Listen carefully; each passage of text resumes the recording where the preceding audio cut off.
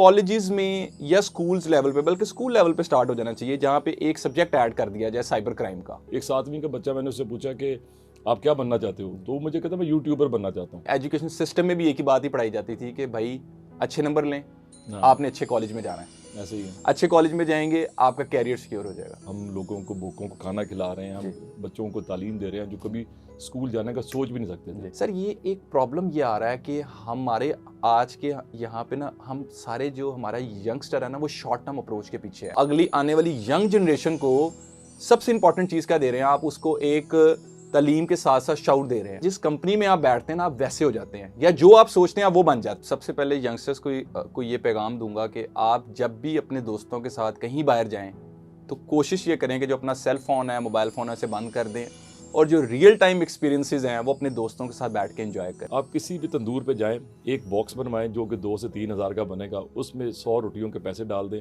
जो 3-4 हज़ार रुपये हैं, तो 5-6 हज़ार में वो तंदूर जिसमें आपने 100 रोटियों के पैसे डाले, उसमें आइंदा लोग पैसे डालना शुरू कर देंगे और वो सदका जारिया बन जाएगा आपका।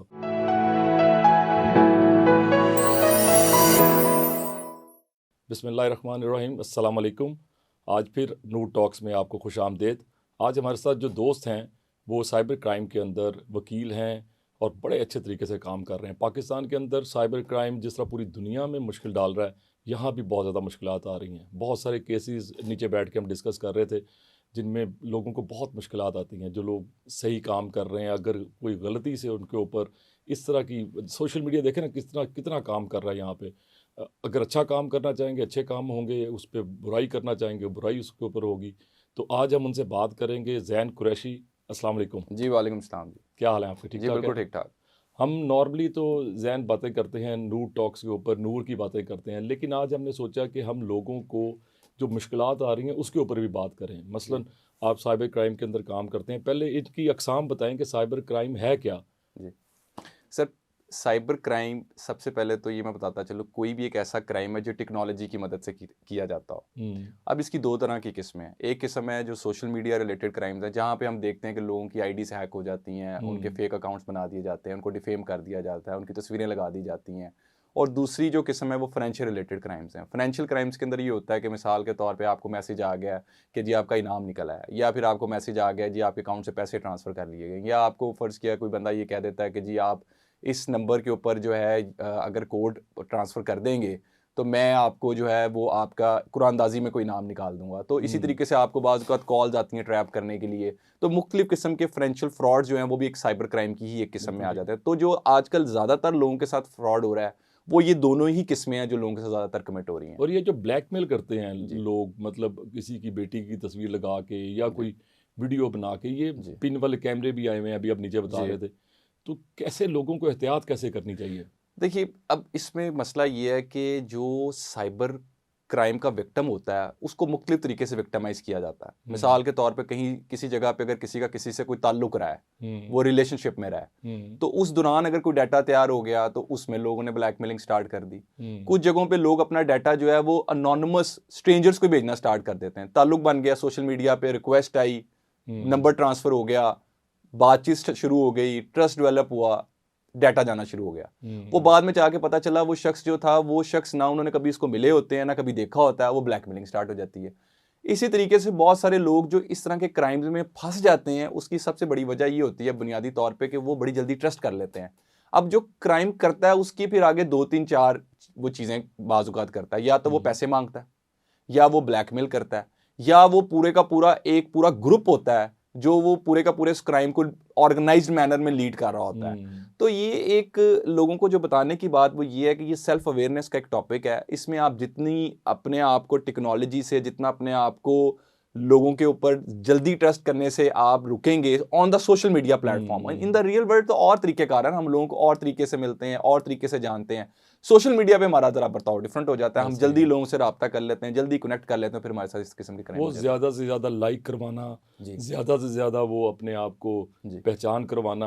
और मतलब मुझे लगता है कि बाज़ लोगों को शायद ये इल्म नहीं है कि मोनेटाइज जो करवाते हैं आप यूट्यूब को या फेसबुक को, हर बंदा समझता है जितने ज़्यादा लाइक होंगे उतने ज़्यादा वो ना जानते हुए लोगों को अपने ऊपर लेके आ रहा है। जी बिल्कुल ऐसा। तो आप किस तरह से बच्चों को समझाएंगे कि अननोन लोगों से किस तरह बचा जाए? अच्छा, इसमें मैं सर, मेरा ये टॉपिक है ना, मैंने अपनी पूरी ज़िंदगी में जो इस सब्जेक्ट को जो चूज़ किया, उसकी बुनियादी एक ही वजह थी। मैं ये चाहता था कि ये जो हमारी एक नौजवान जो जनरेशन अब आगे आ रही है ना, वो इसकी, मुझे पता था कि ये सब इसको इस्तेमाल कर रहे हैं, इसके विक्टिम भी हो रहे हैं। इसमें जो बुनियादी अवेयरनेस है वो ये है कि एक तो वालदैन का बड़ा बुनियादी रोल है। वालदैन अपने जो कम उम्र बच्चे हैं ना, जो छोटे बच्चे हैं, उनको स्मार्टफोन्स ना दें। अच्छा, फिर एक रोल टीचर्स का भी है। कॉलेजेस में या स्कूल्स लेवल पे, बल्कि स्कूल लेवल पे स्टार्ट हो जाना चाहिए, जहाँ पे एक सब्जेक्ट ऐड कर दिया जाए साइबर क्राइम का, जहाँ पे एक छोटा छोटा एक आधे घंटे का लेक्चर हो, जिसमें एक टीचर आके ये बताया कि ये जो फोन है, इसके मिस यूजेस करने से क्या नुकसान हो सकते हैं। बिल्कुल जी। अच्छा, इससे क्या होना शुरू हो जाएगा, एक अवेयरनेस आनी शुरू हो जाएगी। आज का जो बच्चा है ना, उसने अपने आप को तमाम प्लेग्राउंड्स खाली हो चुके हैं, स्कूल के अंदर जो हैं वो गेम्स खत्म हो चुकी हैं, अब वो तमाम गेम्स कन्वर्ट हो गई हैं वीडियो गेम्स की तरफ। ऐसे ही है। वो भी करें, अगर आप वीडियो गेम खेलना चाहते हैं खेलें, लेकिन उसको अपने जो फिजिकल एक्टिविटीज थी उसको खत्म मत करें। अच्छा, मेरे ख्याल के मुताबिक एक यंगस्टर अगर इसकी रिप्लेसमेंट चाहता है ना, कि वो टेक्नोलॉजी से अपने आप को थोड़ा सा महफूज कर ले, सर वो वही रूटीन बनाए जो आज से 20 साल पहले जिस ना हम लोग थे ना, तो उसमें क्या होता था, तब फोन्स तो होते नहीं थे, तो हम शाम के टाइम रियल वर्ल्ड में ग्राउंड के अंदर फुटबॉल खेल रहे होते थे। ऐसे ही है। और उसके बाद रियल टाइम हम क्रिकेट जो थी वो ग्राउंड्स के अंदर खेल रहे थे। ग्राउंड्स के अंदर हमारा बुनियादी तौर पे अब बच्चे मोबाइल के ऊपर क्रिकेट गेम खेल रहे हैं, फुटबॉल खेल रहे हैं। और हमारा उस वक्त ये होता था कि हम अपने दोस्तों के साथ अगर कोई हमारी किसी बात पे वो होता था ना कि वो कहते थे कि पहले हमने खेलना, हम कहते थे नहीं पहले हमने खेलना है, तो ग्राउंड्स खाली नहीं मिलते थे इस कदर, यानी कि सूरत हाल होती थी उस टाइम हम जब देखते थे। उसके अलावा मुझे अच्छी तरह याद है कि I used to live in Faisal Town, तो मैं वहां से जब जाया करता था तो मेरी एकेडमी जो थी, मेरा स्कूल जो था वो मॉल टाउन में था। तो फैसल टाउन से लेके मॉल टाउन के दरमियान में मैंने जितने ग्राउंड्स रास्ते में मैं देखता था, कोई ग्राउंड मुझे खाली नजर नहीं आता था। हर जगह क्रिकेट हो रही है, फुटबॉल हो रहा है, बच्चे खेल रहे हैं। हमने फिजिकल एक्टिविटीज को रिप्लेस कर दिया है ये वीडियो गेम्स के साथ या दूसरी एक्टिविटीज के साथ, जो कि मोबाइल फोन के ऊपर ही, सोशल मीडिया के ऊपर हर वक्त हमने खेलना शुरू कर दिया।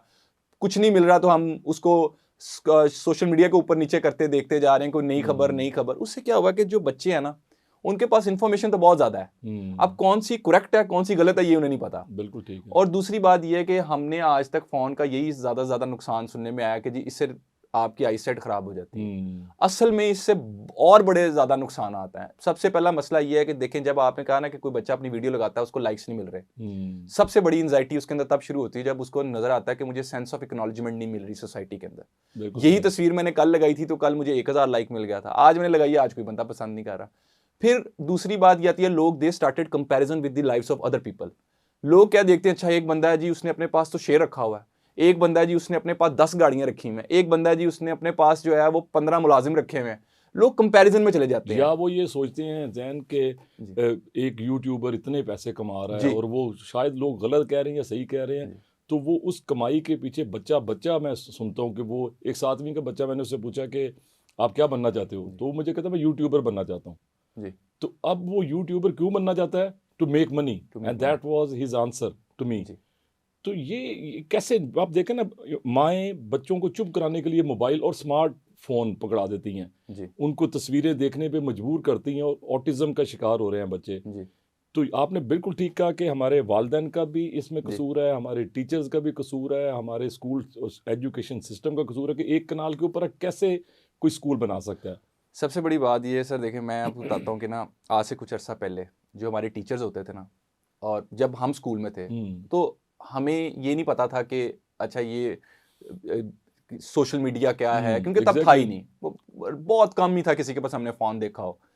हमें एक ही बात पता थी, हमें एजुकेशन सिस्टम में भी एक ही बात ही पढ़ाई जाती थी कि भाई अच्छे नंबर लें, आपने अच्छे कॉलेज में जाना है, ऐसे ही है, अच्छे कॉलेज में जाएंगे आपका कैरियर सिक्योर हो जाएगा। बिल्कुल। अच्छा, हम जब मैं when I went to government college, तो मेरे फादर की ख्वाहिश थी कि मैं गवर्नमेंट कॉलेज जाऊं। तो जब मैं गवर्नमेंट कॉलेज में गया तो मेरे फादर ने मुझे कहा कि ये मेरी एक बड़ी ख्वाहिश थी कि हमारा एक बच्चा इस कॉलेज में आए। तो मुझे ये पता चला कि जो उस वक्त के जो हमारे वालिदैन की अप्रोच थी ना, वो ये थी कि एक बच्चा अच्छा इंसान इस तरीके से बने कि वो अच्छे कॉलेजेस से तालीम हासिल करता हुआ फील्ड के अंदर आए। और उस वक्त हमारी जो अप्रोच होती थी वो ये होती थी कि हमने प्रोफेशनल कैरियर ऑप्ट करना है। ऐसे ही क्योंकि है। प्रोफेशनल कैरियर में इज्जत है, प्रोफेशनल बिल्कुल। एजुकेशन में इज्जत है। इसमें कोई अब शक प्रॉब्लम ये आया है कि सर जो एक वर्चुअल वर्ल्ड दिखाया जाता है ना, जिसमें एक बच्चा है, उसने अपने हाथ में फोन पकड़ा हुआ है, वो सारा दिन जो है वीडियोस बना रहा है, उसे अपलोड कर रहा है, that is good as a part of any, like आप उसको दिन में 1 घंटे के लिए कर लें, दैट इज वेरी गुड, 2 घंटे के लिए कर लें, that is very good. But जो आपकी एजुकेशन है, जो आपका कैरियर है, जो आपका प्रोफेशनली आपने जिंदगी में आगे करना है, वो एक सेपरेट चीज है। और मेरे ख्याल के मुताबिक सर, कोई बंदा अगर ये कहना कि तालीम के बगैर उसकी कामयाबी आज के दौर में पॉसिबल है, दैट इज नॉट पॉसिबल।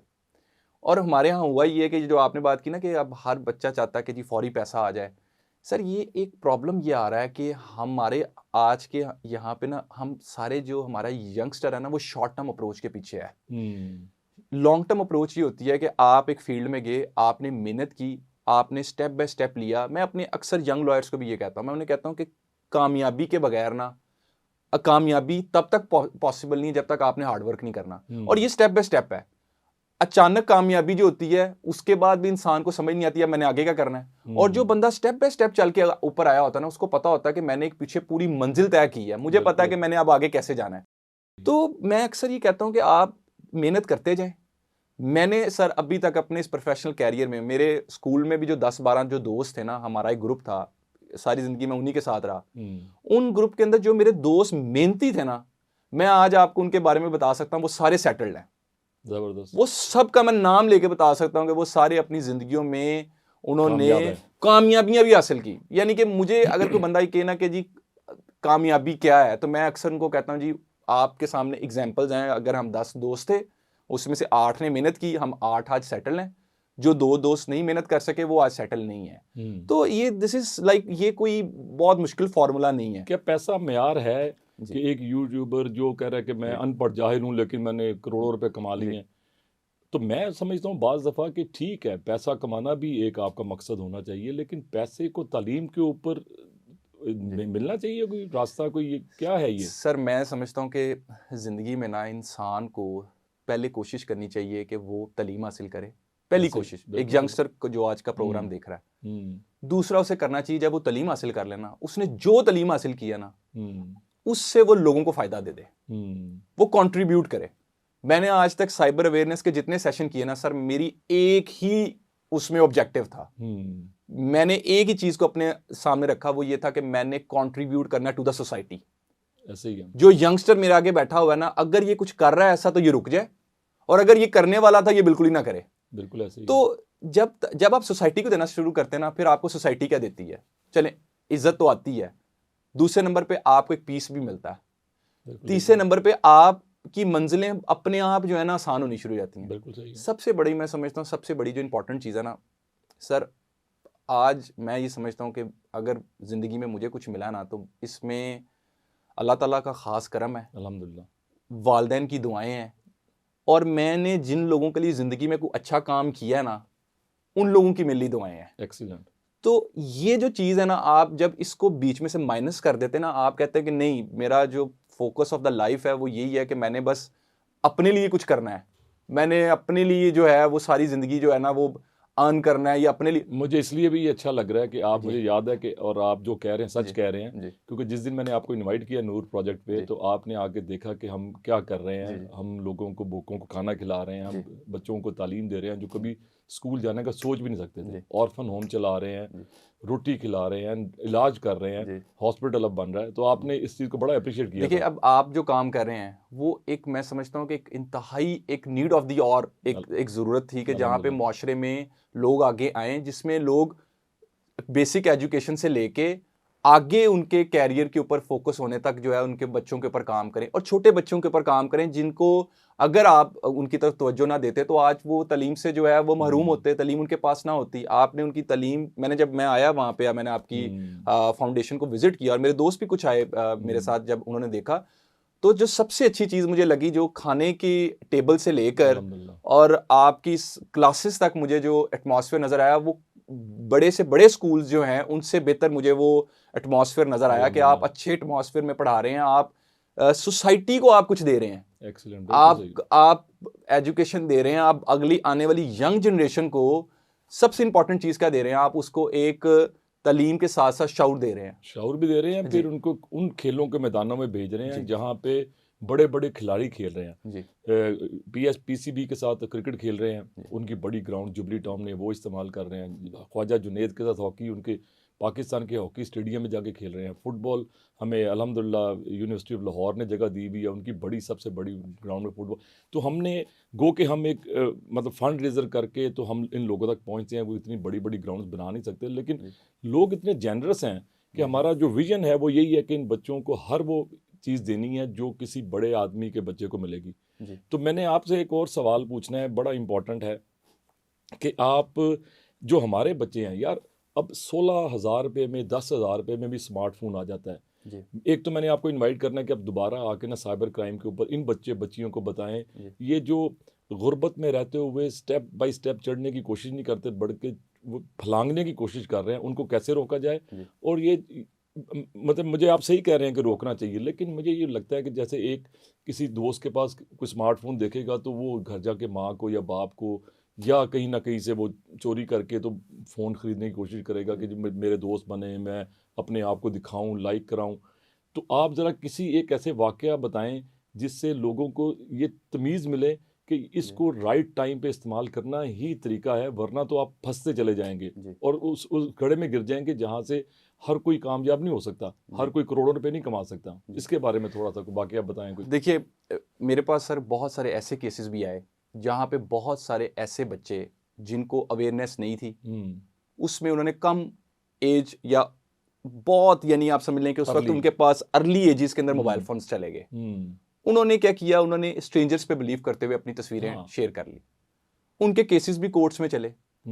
अब देखें, बात यह है कि एक बहुत अर्ली एजेस के अंदर जो बच्चा है ना, जब वो किसी ऐसे चीज से अफेक्ट होता है ना, इसमें बहुत सारे फैक्टर्स आ जाते हैं। एक तो एक शख्स ने किसी पे ट्रस्ट किया, धोखा हो गया, एक ये फैक्टर आ गया। दूसरा, जब उसने सिस्टम में देखा जाके कि सिस्टम में कोर्ट्स में डेली जाना पड़ता है, एविडेंस रिकॉर्ड होती है, फिर वो सिस्टम से भी इफेक्ट होता है।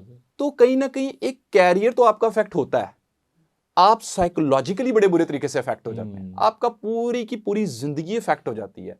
आपके जो फाइनेंसेस होते हैं वो सारे के सारे डाइवर्ट हो जाते हैं। जो आपने एजुकेशनल कैरियर पे लगाने थे वो आपने ट्रैवलिंग एक्सपेंसेस पे लगाने शुरू कर दिए।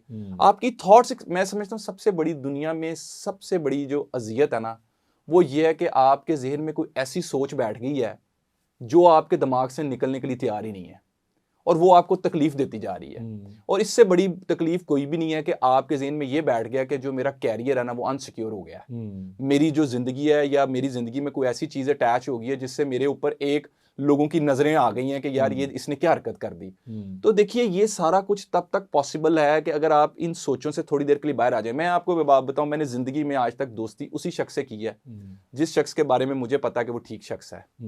मेरी अगर कंपनी में आज जो मेरे दोस्त है, बाप, जो दोस्तों की कंपनी में अगर 10-12 दोस्त रहे तो मैं आज भी उन लोगों से राब्ते में हूं, वो मेरे साथ राब्ते में है।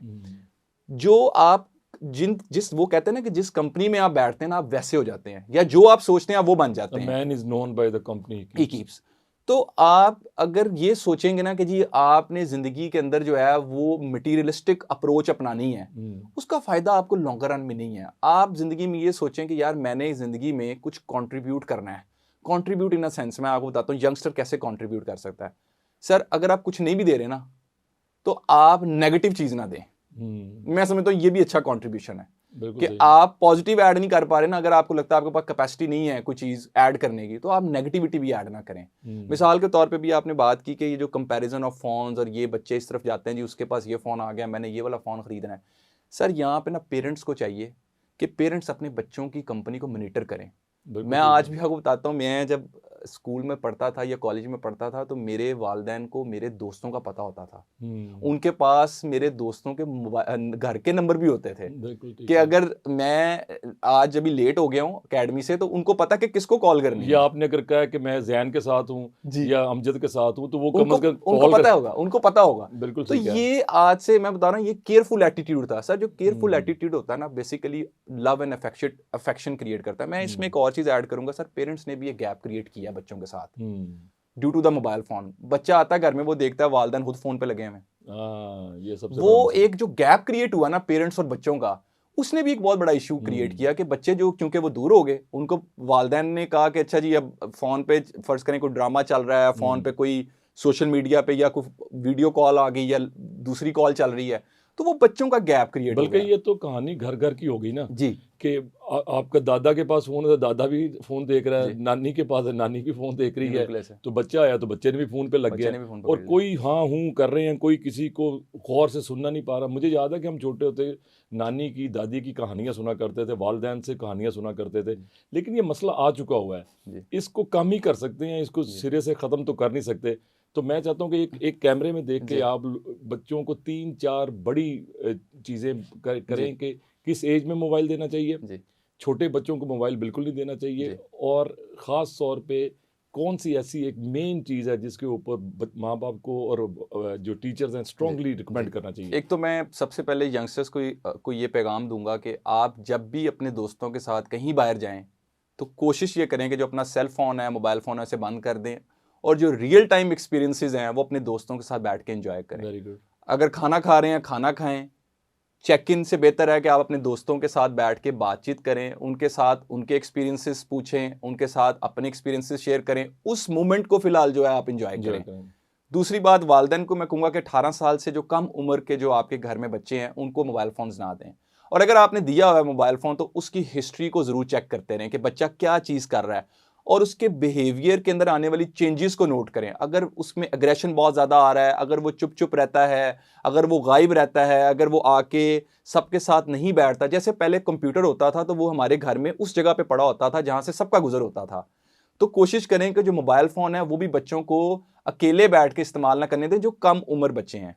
अब अगला जो सबसे इंपॉर्टेंट चीज़ है, वो ये है कि जब आप इन सब चीज़ों से रुक जाएँ, अब आपने इसका मुतबादल भी तलाश करना है। अब ये नहीं है कि आपने उसको फ़ोन इस्तेमाल करने से तो रोक दिया, उसका मुतबादल भी दिखाएँ। मुतबादल क्या है? आप उसको जिम का रास्ता दिखाएँ, आप उसको प्लेग्राउंड्स का रास्ता दिखाएँ, आप उसको मैं समझता हूँ कोई अच्छा प्लेयर, क्योंकि मैंने ज़िंदगी में बहुत फुटबॉल खेली है, तो मुझे ये लगता है कि it improves your decision making. किस टाइम किसको पास देना है, किस टाइम गोल करना है, तो ये कहीं ना कहीं फौरी क्विक डिसीजन मेकिंग को इंप्रूव करता है। स्पोर्ट्स बहुत कुछ सिखाता है। सबसे बड़ी चीज़ स्पोर्ट्स सिखाता है पेशेंस। बारी नहीं आ रही, वेट कर रहे हैं। जल्दी आउट हो गए, बॉलिंग का वेट कर रहे हैं। बॉलिंग नहीं मिल रही, फील्डिंग में वेट कर रहे हैं। तो ये पेशेंस है। हार गए हैं तो बड़े अच्छे मैनर में अपने दोस्त, अपने ओपोनेंट्स को जाते हुए मिल रहे हैं, उनको आप या वो आपको बेटर लक नेक्स्ट टाइम कह रहे हैं। सो स्पोर्ट्स जो है वो आपको बहुत सारे पॉजिटिव रवैये सिखाता है कि कैसे आपने जिंदगी में चैलेंजेस को जो है वो लेके चलना है अपने साथ। एक्सीलेंट। तो बच्चों को अगर आप मोबाइल से रोक रहे हैं, तो उसका सब्स्टिट्यूट भी प्रॉपर तरीके से दिखाएं। ये ना करें कि फोन ले लिया तब आपने इसको किसी भी एक्टिविटी से भी रोक दिया है। और इसमें एक आखिरी चीज ये है कि जो स्कूल्स की एडमिनिस्ट्रेशंस हैं, उनसे मेरी रिक्वेस्ट है कि प्लीज़ इसके ऊपर एक लेक्चर रखें, इन बच्चों को बताएं। मैं समझता हूं कि मैंने ये टॉपिक इसलिए चूज़ किया कि मुझे ये लगता है कि ये टॉपिक आज के बच्चे को बताना ज़रूरी है। ये टॉपिक कोई मुश्किल टॉपिक नहीं है। इसके लिए आप एक हफ्ते में एक दिन रख लें, लेकिन उसको ज़रूर रखें और आप देखेंगे कि आपके उस टॉपिक की एडिशन की वजह से ओवरऑल आपको सिस्टम के अंदर बहुत अच्छा इंपैक्ट पड़ेगा। बच्चों के ग्रेड्स पे भी इंपैक्ट आता हुआ नज़र आएगा और बच्चों की आपको फिजिकल एक्टिविटी जो वो ग्राउंड्स में करेंगे उसमें भी इफेक्ट नज़र आएगा। बहुत शुक्रिया। एक्सीलेंट। मैं जैन ये कहूँगा कि ये one of the best idea आपने ये दे जी दिया है कि हर स्कूल को ये चाहिए कि जी वो ये साइबर क्राइम के ऊपर लेक्चर्स रखे, जी रेगुलर रखे, जी और आप जैसे और जितने भी वकील जो इसको देख रहे हैं जी वो जाएं स्कूलों के अंदर, और गवर्नमेंट को चाहिए कि इसको लाजिम कर दे कि जी आप जैसे जितने वकला हैं वो जाके इन्हें बताएं। क्योंकि जब तक आप बताएंगे नहीं, लोगों को कैसे पता चले? माँ बाप को तो आपको लोग सुन रहे हैं और देख के वो इंशाल्लाह कोशिश करेंगे, मुश्किल होता है, लेकिन जी टीचर का इम्पैक्ट माँ बाप से ज़्यादा है, क्योंकि उसके पास वो ज़्यादा टाइम है ज़्यादा उस टाइम। वक्त। तो अगर वो टीचर समझाएगा और स्कूल में मोबाइल को नहीं आने देगा, तो ये क्राइम वैसे ही कम हो जाएगा। जी बिल्कुल बिल्कुल। तो आपका शुक्रिया अदा बहुत करते हुए शुक्रिया। नाजरीन का भी शुक्रिया अदा करते हैं। आपको उम्मीद है कि ये पसंद आएगा प्रोग्राम। अपने बच्चों को रोकें, मोबाइल की कसरत से रोकें और ख़ुद भी कम मोबाइल इस्तेमाल करें। लेकिन मैं जाते जाते एक अच्छी बात आपको बताते चला जाता हूँ कि जिस तरह से मैं नूर प्रोजेक्ट में 10 प्रोग्राम रन कर रहा हूँ, एक प्रोग्राम आपको बताता हूँ कि आप भी बड़ी आसानी से कर सकते हैं। मसलन भूखे को खाना खिलाना। आप किसी भी तंदूर पे जाएं, एक बॉक्स बनवाएं जो कि 2 से 3 हज़ार का बनेगा, उसमें 100 रोटियों के पैसे डाल दें तो 3-4 हज़ार रुपये हैं, तो 5-6 हज़ार में वो तंदूर जिसमें आपने 100 रोटियों के पैसे डाले, उसमें आइंदा लोग पैसे डालना शुरू कर देंगे और वो सदका जारिया बन जाएगा आपका। एक तंदूर खोलेंगे, जिस तरह मेरे 1000+ तंदूर हैं इस वक्त लाहौर के अंदर, तो आप अपने अपने इलाके में एक एक तंदूर खोलें जहाँ से गरीब को खाना फ्री मिले, तो यकीन करें कि हम सब नेकी फैला रहे होंगे। और जो कुरान में बार बार भूखे को खाना खिलाने का कहा गया है, वो कोई कहीं ना कहीं हम पूरा कर रहे होंगे। बहुत शुक्रिया। अस्सलाम वालेकुम।